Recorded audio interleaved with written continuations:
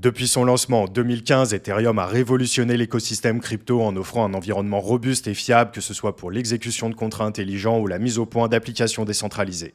Aujourd'hui, une nouvelle ère s'annonce pour cette plateforme emblématique et vous allez le voir, tout ça pourrait bien changer beaucoup de choses. Et oui, vous n'êtes peut-être pas au courant, mais les développeurs d'Ethereum ont enfin fixé une date pour le déploiement de la prochaine grosse mise à jour du protocole. Alors restez avec moi car dans cette vidéo on va se plonger dans les rouages de cette nouvelle évolution de la blockchain de Vitalik Buterin, découvrir ses implications pour les utilisateurs d'Ethereum et explorer comment elle pourrait remodeler l'avenir de la deuxième crypto-monnaie du marché. Le 8 février dernier, Tim Beiko, un développeur de la fondation Ethereum, a annoncé sur Twitter que les blobs allaient arriver sur le mainnet au slot 8 626 176 de la blockchain Ethereum. Sachant qu'un slot dure environ 12 secondes, après un calcul rapide, la mise à jour devrait donc avoir lieu le 13 mars prochain aux alentours de 15h. Mais comment ça, les blobs arrivent? Évidemment, on ne parle pas de créatures marines douteuses ici, mais bien d'un changement drastique dans la façon de traiter certaines données sur Ethereum, mais pas d'inquiétude, on y reviendra et vous allez voir, c'est plutôt intéressant. Il y a environ un an, soit quelques mois après le merge, c'est-à-dire son passage en Proof of Stake, Ethereum déployait la mise à jour Shanghai qui offrait entre autres la possibilité de retirer les ETH mis en staking par les utilisateurs du réseau. C'était le dernier hard fork en date de la blockchain de Vitalik Buterin et le prochain s'annonce pour très bientôt. Et justement, il s'agit de Dencun, la mise à niveau qui va introduire les fameux blobs et le proto-Danksharding. Si on veut résumer, le proto-Danksharding introduit un nouveau format de stockage sur Ethereum, les blobs. Évidemment, ce nom ne sort pas de nulle part, c'est le diminutif pour Binary Large Object. Si vous n'avez rien compris, laissez-moi vous expliquer. Revenons d'abord aux fondamentaux. Vous n'êtes pas sans savoir que bon nombre de roll-ups ont vu le jour sur Ethereum et plusieurs technologies et projets se disputent actuellement la place de leader dans le domaine. Il existe toute une batterie de projets, mais ceux qui nous intéressent ici sont les roll-ups qu'on peut qualifier de classiques. Parmi eux, on a d'un côté les optimistic roll-ups à l'image d'Optimism, Arbitrum ou encore Boba Network par exemple, et de l'autre les ZK roll-ups tels que ZK Sync, Starknet ou encore Polygon. L'idée principale derrière la technologie des roll-ups, c'est de pouvoir traiter les transactions en dehors de la chaîne principale Ethereum pour ensuite les envelopper dans une sorte de gros paquet que l'on envoie ensuite sur la chaîne principale, d'où le nom de roll-up. Ces paquets sont ensuite validés sur Ethereum. Dans l'idée, on crée une empreinte de l'ensemble des transactions qui sont présentes dans le roll-up et cette empreinte est ensuite vérifiée sur la chaîne principale. Et là, vous vous dites sûrement que c'est bizarre. Si c'est seulement une empreinte, comment on s'assure que le contenu du roll-up est valide ? Oui, parce qu'en pratique, le processus de vérification qui a lieu sur la chaîne principale est mené par un smart contract. Et ce smart contract n'a pas vraiment accès au contenu des roll-ups, il a juste accès à l'empreinte. Pour que tout ça fonctionne, chaque projet se démène pour trouver la meilleure solution et la meilleure approche. Évidemment, tout ça est un peu compliqué techniquement et je ne vais pas rentrer dans le détail ici, mais retenez simplement que les roll-ups sont une manière de réduire drastiquement les frais sur Ethereum en plus d'augmenter la capacité de traitement de la blockchain et de diminuer fortement le temps d'attente pour la validation des transactions. Et Vitalik Buterin lui-même encourage très fortement le développement de ces nouvelles technologies. Pour lui, il n'existe pas de futur à Ethereum sans les roll-ups. En tout cas, si vous voulez en savoir plus sur les roll-ups en particulier, on a un excellent article sur le journal du coin qui vous permettra de mieux appréhender cette nouvelle narrative et pourquoi pas de vous positionner dessus. Je vous mets bien sûr le lien en description de cette vidéo. Revenons-en à nos moutons et particulièrement à cette fameuse mise à niveau Dencun. Dedans, on y retrouve l'introduction de 9 propositions d'amélioration d'Ethereum différentes, mais surtout cette mise à jour va introduire l'EIP 4844 sur le protocole, c'est le proto-Danksharding dont je vous parlais tout à l'heure. Pour la petite anecdote, ce concept a été nommé en hommage à deux chercheurs d'Ethereum, Dankradfeist et Proto Lambda, qui sont justement à l'initiative de cette EIP 4844. Le nom fait aussi référence à l'étape qui est censée se trouver juste avant un Danksharding complet. En grec, proto fait référence au commencement, ce qui vient avant quelque chose, ça ne s'invente pas.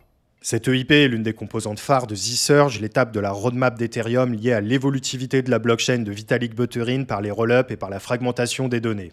Vous voyez, quand je vous disais que Vitalik poussait fort pour les roll-ups, je ne mentais pas. Leur intégration a carrément été pensée dans la roadmap et fait vraiment partie du futur d'Ethereum. Le but final de zSurge, c'est d'augmenter de manière significative le nombre de transactions par seconde que la chaîne peut gérer. Dans l'idée, plus de 100 000, le tout en s'appuyant justement sur les roll-ups.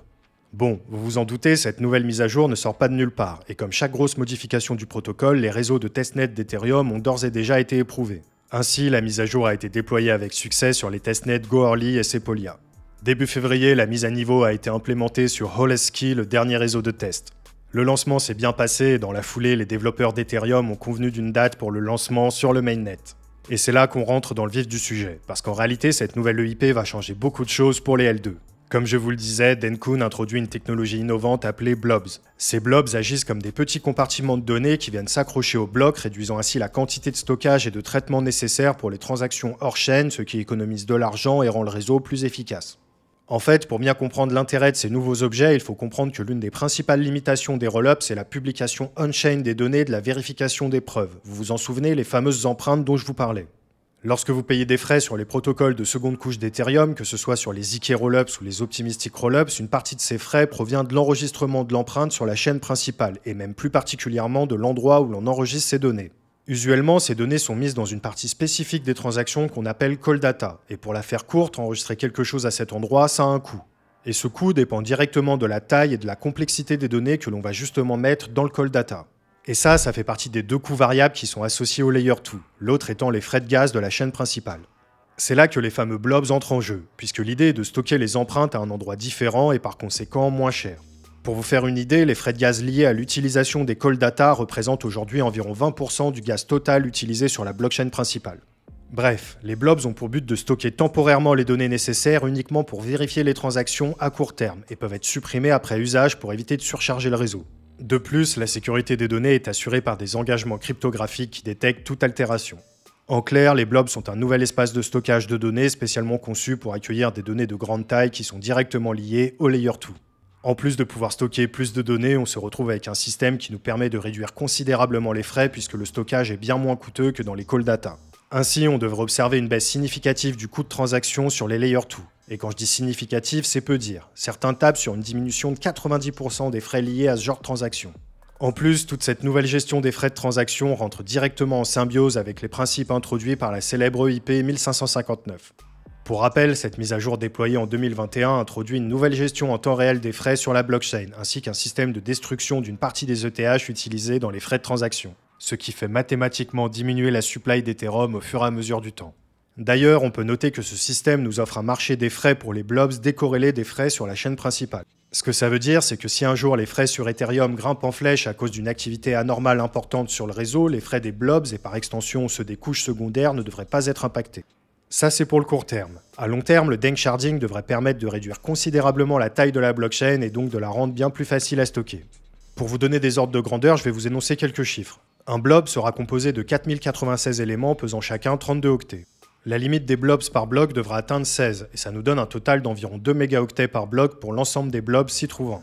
Ces blobs ont également une durée de vie de 2 semaines, ce qui veut dire qu'une fois le délai passé, ils sont supprimés. Ceux-ci sont donc disponibles suffisamment longtemps pour que tous les acteurs d'un Layer 2 puissent les récupérer, mais supprimés suffisamment rapidement pour que l'utilisation du disque reste raisonnable. Et c'est aussi pour ça que c'est bien moins cher que les call data, parce que ces derniers sont stockés ad vitam aeternam dans la chaîne principale. Il faut bien comprendre ici que la notion de durée de vie des blobs est vraiment un game changer. Si on veut être précis, les blobs ne sont pas vraiment intégrés dans les blocs, mais plutôt attachés à eux, un peu comme on mettrait une étiquette sur une valise. C'est exactement pour ça qu'ils ne sont pas stockés indéfiniment sur la blockchain, et c'est conçu comme ça parce qu'en réalité, les Layer 2 n'ont pas besoin de cette persistance dans les données. En pratique, les rollups doivent prouver la validité de leurs transactions à un moment précis. Une fois cette validation obtenue sur la chaîne principale, conserver tous les détails des transactions n'est plus nécessaire. La seule confirmation de la validité de la transaction est alors suffisante. Cependant, il est faux de dire que les blobs sont totalement supprimés. En réalité, une chose persiste, c'est l'empreinte KSG, pour Kate Zaverucha Goldberg. Évidemment, comprendre techniquement comment tout ça fonctionne nécessite un gros background en algèbre, en théorie des nombres et en cryptographie. Mais ce que vous pouvez retenir, c'est que cette empreinte est là pour dire que le blob contient des données valides. C'est un peu comme un certificat. Dès que le blob est supprimé, on garde uniquement le certificat et ça suffit pour prouver sa validité pour l'éternité. Et évidemment, c'est dérisoire en termes de capacité de stockage. Avec l'introduction de cette mise à jour Dencun, le marché pourrait être impacté de plusieurs manières. En catapultant les capacités du réseau Ethereum et en réduisant drastiquement les coûts de transaction sur ces Layer 2, cette nouvelle mise à niveau propulse littéralement Ethereum à un nouveau niveau de scalabilité. Avec ça, les Ethereum killers comme Solana par exemple ont probablement du souci à se faire, étant donné que leurs principaux arguments deviennent caducs. Oui, parce qu'à l'origine, une grande partie de leur proposition de valeur réside dans leur rapidité et leurs faibles frais. Aujourd'hui, Ethereum conserve son hégémonie grâce à l'avance et au développement de son écosystème qui dépasse largement les projets les plus jeunes. Et c'est normal, le protocole a bientôt 10 ans. Ça fait plusieurs années que cette place est remise en question et que la blockchain de Vitalik Buterin se retrouve accusée d'être trop lente et trop coûteuse par rapport au reste du marché. Et en ce sens, ce n'est pas faux. Quand vous voyez qu'une transaction sur Solana coûte quelques centimes et passe en quelques secondes, on peut se demander l'intérêt qu'il y a de rester sur Ethereum. Mais voilà, les choses changent et on commence de plus en plus à avoir une vision de ce à quoi pourrait ressembler Ethereum dans le futur. Si les développeurs réussissent leur pari et arrivent finalement à compléter la mise à l'échelle du réseau, on peut légitimement être inquiet pour le devenir de tous ceux qui sont venus marcher sur les plates-bandes du roi des altcoins. À voir comment tout ça se déroule, et évidemment personne ne peut prédire le futur. En tout cas, cette mise à jour est vraiment prometteuse et risque de changer pas mal de choses dans l'écosystème crypto. On arrive à la fin de cette vidéo. Elle nous a demandé un énorme travail de recherche, donc n'hésitez pas à la liker, la commenter et la partager pour nous donner de la force et nous encourager à en refaire d'autres. Merci à Thomas qui m'a aidé dans la réalisation, c'était Romain du Journal du Coin, on se retrouve la semaine prochaine pour une nouvelle vidéo, bye.